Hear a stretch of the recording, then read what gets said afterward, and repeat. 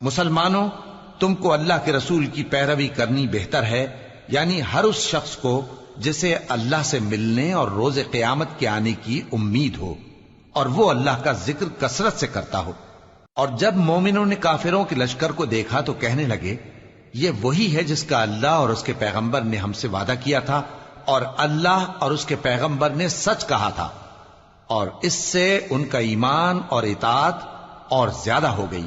مومنوں میں کتنے ہی ایسے شخص ہیں کہ جو اقرار انہوں نے اللہ سے کیا تھا اس کو سچ کر دکھایا۔ پھر ان میں بعض ایسے ہیں جنہوں نے اپنی نظر پوری کر دی، یعنی جان دے دی، اور بعض ایسے ہیں کہ انتظار کر رہے ہیں، اور انہوں نے اپنے قول کو ذرا بھی نہیں بدلا، تاکہ اللہ سچوں کو ان کی سچائی کا بدلہ دے اور منافقوں کو چاہے تو عذاب دے یا ان پر مہربانی فرمائے۔ بے شک اللہ بخشنے والا ہے، مہربان ہے۔ اور جو کافر تھے ان کو اللہ نے پھیر دیا، وہ اپنے غصے میں بھرے ہوئے تھے، کچھ بھلائی حاصل نہ کر سکے،